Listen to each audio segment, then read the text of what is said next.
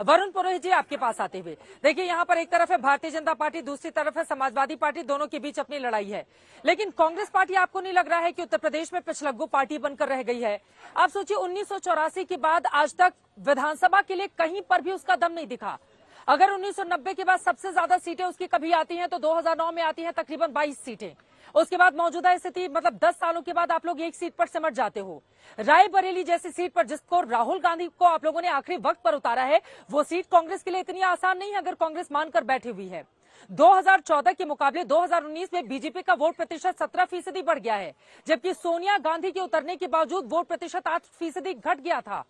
आप समझ रहे हैं कि उत्तर प्रदेश हो, बिहार हो, तमाम ऐसे राज्य हैं जहां कांग्रेस जैसी राष्ट्रीय पार्टी, जिसको अकेले अपने बलबूते या फिर सहयोगियों के साथ ही कम से कम उस तरह की टक्कर तो देनी चाहिए बीजेपी को, वहां पर वो दूसरी पार्टी की पिछलग्गू दिखाई देती है। ऐसे में कैसे हराएंगे आप लोग भारतीय जनता पार्टी को, जिसका दम डरो मत, भागो मत, ये क्या क्या कर लगातार कांग्रेस देती रही है?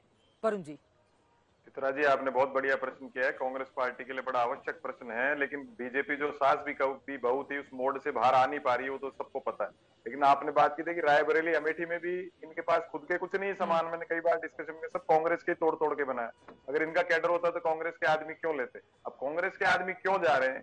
जनता जो है ना, दो चीज, इस चुनाव में दो बहुत महत्वपूर्ण प्रश्न। जनता, एक तो प्रियंका गांधी को, कार्यकर्ता भी कांग्रेस का जो कांग्रेस को चाहते थे, वो लोग भी चाहते थे प्रियंका गांधी रायबरेली से चुनाव लड़े। वो नहीं हुआ तो उससे 50% निराशा लोगों के मन में आई। आम जनता की बात बता रहा हूँ, जो प्रियंका गांधी, इंदिरा गांधी का अक्स जिसमें देखते थे। दूसरा जो प्रश्न है वो ये है कि भारतीय जनता पार्टी ने तो एक आयराम गैराम का उपकृत केंद्र खोल रखा है, और कांग्रेस में एक जो केंद्र जिसकी आप बात करो, कांग्रेस कमजोर है। कांग्रेस में एक केंद्र खुल गया, मलाई चाटू सेटिंगबाज जो है अनुभव केंद्र। कांग्रेस में आइए, आप मलाई खाइए, फिर भाग जाइए। तो ये जो सेंट्रल सिस्टम को दुरुस्त करने की आवश्यकता मैंने हमेशा बात की, तो सेंट्रल सिस्टम जो दुरुस्त नहीं होगा तो ये स्थिति होगी। कांग्रेस जो है पूरे देश में आज भी, सही कह रहा है, फैली भी है, सबके दिल में कांग्रेस। आज भारतीय जनता पार्टी भी, आदि कांग्रेस प्योरिटी तो रही नहीं कांग्रेस इनकी। वो अटल जी, अडवाणी जी के टाइम एक संघ पृष्ठभूमि से आते थे, एक प्योरिटी मेंटेन करते थे, वो तो समाप्त हो गई। तो पूरी कांग्रेस है, ममता बनर्जी कांग्रेस का ही नाम है पूरे देश में। जो मैंने आपको गांधी परिवार की बात की थी, गांधी परिवार जो एक केंद्र बिंदु है, उसको मजबूती से आगे आना चाहिए था। वो सेंट्रल सिस्टम को कंट्रोल भी वही करते हैं, उसमें कमी रह गई। इसलिए ये सब बात है जो आप बात करो। लास्ट में जब महावीर प्रसाद जी हुआ करते थे अध्यक्ष, उसके बाद से कांग्रेस लगातार सर, और कितनी मजबूती? आप कह रहे हैं कि जो केंद्र बिंदु है गांधी परिवार, उसको और मजबूती से आगे आना चाहिए था। भारत जोड़ो यात्रा कर तो लिया, उधर कन्याकुमारी से कश्मीर, फिर भारत जोड़ो पार्ट 2 भी शुरू हो गया, लेकिन आप जिन मुद्दों को उठा रहे हैं, क्या वो मुद्दे असर कर रहे हैं? ये बड़ा सवाल बना हुआ है। अनिल दुबे जी, उसके पहले आपके पास आते हुए, अब मौजूदा परिस्थिति, उधर समाजवादी पार्टी लगातार एक के बाद एक अपने तमाम कामकाज गिना रही है, बोल रही है कि हमारी सरकार थी तो हमने ये तमाम कामकाज किए हैं, और इसी के साथ ही वो दावे के साथ पश्चिमी यूपी की भी कई सीटें गिना दी उन्होंने, जहां पर बता रहे हैं सपा जीत दर्ज करने जा रही है। देखिए चित्रा जी, पश्चिमी उत्तर प्रदेश की जो बात कर रहे हैं, पश्चिमी उत्तर प्रदेश में आप ये देखिए कि समाजवादी पार्टी या इंडिया गठबंधन के लोग एक ढंग की सभा नहीं कर पाए। इंडिया गठबंधन के लोगों को गाजियाबाद में प्रेस कॉन्फ्रेंस करके अपनी बतानी पड़ी योजनाएं कि हम क्या करना चाहते हैं, और कहीं पर सभाएं भी इंडिया गठबंधन की 1-2 हुई तो उनमें भीड़ नहीं जुटी। पश्चिमी उत्तर प्रदेश के लोग इस बात से नाराज थे कि जब चौधरी साहब को सम्मान दिया गया, राज्यसभा में वो विषय आया, तो कांग्रेस के लोगों ने उस पर भी राजनीति शुरू की। कांग्रेस के लोगों ने चौधरी जयंत सिंह जी को उस पर बोलने नहीं दिया। इस बात को वहां के किसानों ने बहुत बुरा माना। उन्होंने कहा कि आप अपने भाषणों में चौधरी साहब का नाम तो लेते हो, लेकिन जब उनको सम्मान मिला तो आप उस पर भी राजनीति कर रहे हो। तो किसानों के लिए, जैसे ही इन्होंने स्वामीनाथन आयोग की रिपोर्ट को अपने न्याय पत्र में कहा है, स्वामीनाथन आयोग इनके समय में आया था, इन्होंने उसको आज उस समय क्यों नहीं लागू कर दिया? अब ये कहते हैं कि हम सरकार में आएंगे तो स्वामीनाथन आयोग की रिपोर्ट लागू करेंगे। तो किसानी के एजेंडे में केवल भाषण के लिए है, ये केवल किसान को भाषण में सम्मिलित करना चाहते हैं। इन्होंने किसानों के लिए कभी कुछ नहीं किया, इन्होंने किसानों का सम्मान नहीं किया। अब इस देश का किसान, इस देश का जो गरीब तबका है, जो जिसको लाभ मिल रहा है, वो सारे लोग चाहते हैं कि एक बार फिर से मोदी जी की सरकार बने, और हम लोग भी उसमें लगे हुए हैं कि उत्तर प्रदेश में पूरी तरीके से एनडीए का जोर रहे, और पश्चिमी उत्तर प्रदेश की 16 सीटें पर चुनाव हुआ ठीक है, मुझे लग रहा है एक बार अनुराग भदौरिया जी के पास आते हुए, ठीक है सर, आपके जी ठीक है अनुराग भदौरिया जी आपके पास आते हुए थोड़ा चर्चा को और विस्तार देते हैं। मेरा सवाल सुन लीजिए, पहले मेरा सवाल सुन लीजिए अनुराग जी। 2014 में जब वहां पर बहुत कांटे का मुकाबला रहा, तब से लेकर आज तक लगातार हम लोग अमेठी रायबरेली की सीट को कवर कर रहे हैं। बाकी सीटों के मुकाबले कहीं ज्यादा जो भी वीआईपी सीटें होती हैं वहां पर आदमी जर्नलिस्ट ज्यादा जाता है। अमेठी में जाकर जो पहला परसेप्शन हम लोगों का बना वो किसी कस्बे की तरह दिखाई देता था। वहां पर विकास को ढूंढना तक मुश्किल होता था। वहां की जनता ने अगर 2019 में बदलाव किया था तो उसके पीछे बड़ी वजह थी। नेताओं को यह समझना होगा कि आप बड़े घरानों से आते होंगे, आपके ऊपर बड़े बड़े टैग, बड़े बड़े नाम लगे होंगे, लेकिन लोगों के बीच जाकर अगर आप कामकाज नहीं करेंगे तो जनता आपको नकार देगी और किसी भी कार्यकर्ता से नकार देगी। अमेठी को लेकर मुझे बताने की जरूरत नहीं है, जो लोग वहां पर जाते रहे हैं। आपको ये बुरा लग सकता है अनुराग भदौरिया जी मेरी बात सुनकर, लेकिन ये सच्चाई है। और मैं हैरान इस बात को लेकर तब और ज्यादा थी जब वहां पर रायबरेली हो, अमेठी हो। रायबरेली फिर भी थोड़ी बेहतर स्थिति में था, अमेठी का तो बहुत बदहाल हाल हम लोगों ने देखा है। तो आज वो अगर कामकाज के जरिए अपनी बातें कह रहे हैं तो क्या बुरा है उसमें? आप लोग गिनाइए अमेठी के कामकाज को, क्या कामकाज किया गया है। एक मिनट, मैं पूरी बात कर रहा हूँ। पहले उनका जवाब दे दूं। हमारे साथी आरएलडी ने जो कहा, अच्छी बात है, चौधरी साहब को भारत रत्न मिला, खुशी की बात है। लेकिन ये बताइए, जो आप किसानों का सम्मान भारतीय जनता पार्टी ने कब किया? 1 साल तक यही किसान धरने पे बैठा था ना, जिसके रास्ते में कील कांटे बिछाए गए थे। आप भी गए थे ना, आपके नेता भी गए थे और किसान रोया था, आपको याद होगा। रोया था, आंसुओं से किसान रोया था, और उस रोने की वजह से फिर दोबारा से आप जगे थे। और उसके बाद कितने किसानों की मौतें हुई है, जरा बताएंगे आप? गिना दीजिएगा कितने किसानों की मौतें हुई, कितनों के मंगलसूत्र उजड़े हैं, कितनों का सिंदूर उजड़ा है, जरा बताइएगा आप डिबेट में जाने के पहले। और आज आप कह रहे हैं कि किसानों का सम्मान किया।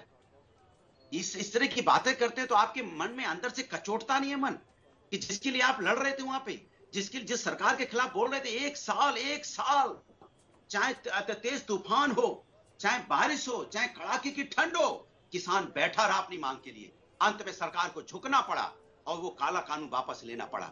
किसानों की मौतों को भूल गए आप, किसानों के स्वाभिमान को भूल गए, किसान के आंसू भूल गए, किसान के कील कांटे भूल गए। क्या चौधरी साहब इस बात से खुश होंगे कभी? किसानों के लिए उनकी आत्मा खुश होगी इस बात किसानों से। के लिए संघर्ष करने का सरकार उनको भारत आपके रत्न दिया, नेताओं ने सम्मान की किया। बात है, लेकिन चौधरी साहब कैसे खुश हो जाएंगे इस बात से? इसको आप भूलिए मत। एक एक करके जनता अपनी बात जानती है, रखेंगे। इसलिए आप अनिल दुबे जी मुजफ्फरनगर का हार जवाब रहे हैं, सुन लेते हैं, इसलिए आप ठीक है, कैराना अनिल दुबे हार जी का रहे जवाब सुन हैं, लेते हैं। इसलिए आप मेरठ हार रहे हैं, इसलिए आप बोलिए। मुरादाबाद हार रहे हैं, ठीक है, अब इसलिए मैं आप जवाब दे सहारनपुर देती हूँ। हार रहे अनुराग हैं। जी, मैंने क्योंकि आपका आप सुन कभी लिया, अब आप किसानों हमारी के सुन साथ लीजिए। खड़े नहीं हुए। आप ये भारतीय बताइए जनता पार्टी कि खड़ी जब होती तो किसान आज हार आंदोलन नहीं रहे कर रहा होते। था, आज जब किसान आंदोलन टूट रहा था, उस आंदोलन को बचाने का, उस किसानों के लिए लड़ने का काम किसने किया था? नहीं तो आपने तो नहीं किया था ना, आपके नेताओं ने नहीं किया था ना। हमारे नेता ने चौधरी अजीत सिंह जी ने किया था, एक एक करके अपनी बात रखेंगे, दोनों लोग साथ में मत बोलिए। अनिल दुबे को बोलने दीजिए, अनुराग जी अनिल जी को बोलने दीजिए किसने काट दिया था? भूल गए आप, भूल गए शायद आप, इसलिए हम आपको क्या क्या याद दिलाएं। आप केवल भाषण देने की बात कर रहे हैं। किसानों की लड़ाई राष्ट्रीय लोकदल ने लड़ी, राष्ट्रीय लोकदल के नेता ने लड़ी, और उसके बाद उन काले कानूनों को वापस किसानों की लड़ाई किसने लड़ी, इस पर फैसला तो किसानों को करना होगा 2024 में। ठीक है, थोड़ा और आगे बढ़ते हुए, ठीक है वरुण पुरोहित जी, एक सेकंड सर, ठीक है। यकीनन किसानों का एक बड़ा मुद्दा है, किसान हो, जवान हो, महिला हो, और हमारे जो SC ST भाई बहन हो, इनका मुद्दा बेहद संवेदनशील होता है। लेकिन वरुण पुरोहित जी, आपके पास आते हुए, इसके बाद त्यागी जी मैं आपके पास आऊंगी। वरुण पुरोहित जी, किसानों का मुद्दा बहुत बड़ा मुद्दा था। 1 सालों तक हम सब ने देखा गाजीपुर में किस तरह से अलग अलग हिस्सों में भी आंदोलन चला था, लेकिन उसके बावजूद उत्तर प्रदेश में 2022 के विधानसभा चुनाव होते हैं वरुण पुरोहित जी, और वहां पर भारतीय जनता पार्टी 270 से ज्यादा सीटें हासिल करके लाती है। आपको पता है कि किसानों के मुद्दे पर पश्चिमी यूपी का मतदान नहीं हुआ था, वहां का मतदान लॉ एंड ऑर्डर के मुद्दे पर हुआ था, जिसकी वजह से पश्चिमी यूपी में अच्छा प्रदर्शन बीजेपी ने कर लिया, जबकि उम्मीद नहीं की जा रही थी। तो यही तो पलट के आप लोगों से पूछा जाएगा ना कि किसानों का मुद्दा था, उसको आप लोगों ने उठाया भी, भुनाने की पूरी कोशिश की, लेकिन ऐसा लग रहा है कि उसको समझाने में बीजेपी बाद में कामयाब हो गई।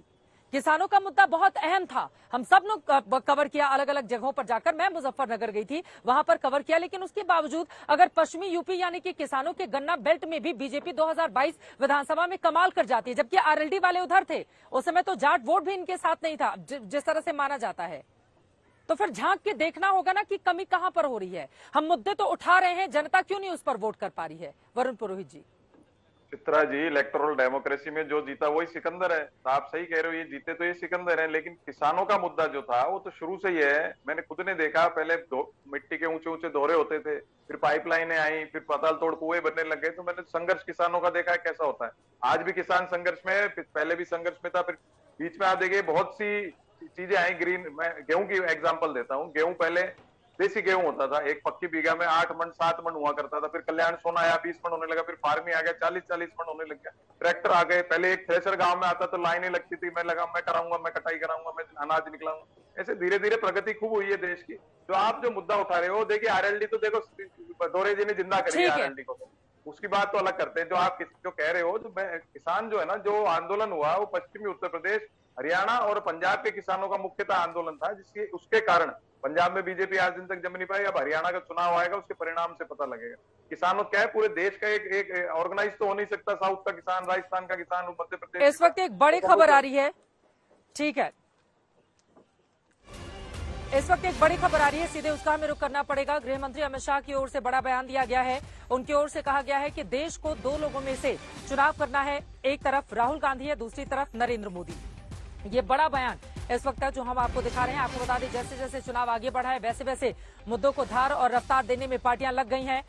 गृह मंत्री अमित शाह की ओर से ये बयान दिया गया है। उनकी ओर से कहा गया है कि ये चुनाव जनता के सामने 2 ही विकल्प हैं, एक तरफ नरेंद्र मोदी हैं, दूसरी तरफ राहुल गांधी हैं। यानी कि कुल मिलाकर राहुल बनाम नरेंद्र मोदी की लड़ाई को लेकर आगे बढ़ना चाहती है भारतीय जनता पार्टी। अब इसमें कितने मिलेगी कामयाबी, ये बड़ा दिलचस्प होगा जानना। एक लाइन में जल्दी से शिवम त्यागी जी जवाब इस पे, मोदी बनाम राहुल की लड़ाई लड़ेंगे क्या भारतीय जनता पार्टी वाले? एक लाइन में बस। देखिए, सबसे पहले मैं एक चीज कहना चाहता हूं, जो कांग्रेस की तरफ से जो बात कर रहे हैं, उन्होंने कहा कि भारतीय जनता पार्टी के पास अपना कोई सामान तो है नहीं, सब कुछ बाहर से लाकर आते हैं। थोड़ा पढ़ लिया करो। 2019 में 433 कैंडिडेट्स जो है भारतीय जनता पार्टी ने अपने तरफ से उतारे थे, जिसमें से मात्र 23 लोग थे जो बाहर से थे, सिर्फ 23, बाकी सब भारतीय जनता पार्टी का कैडर था। समाजवादी वालों ने कहा कि हमने किसानों का काम लिया। अरे मैं किसान हूं भाई, मुझसे पूछो। किसान जब अपने खेत में जाता था, पता चलता था मोटर उतार कर ले गए, कौन ले गए? लाल टोपी वाले।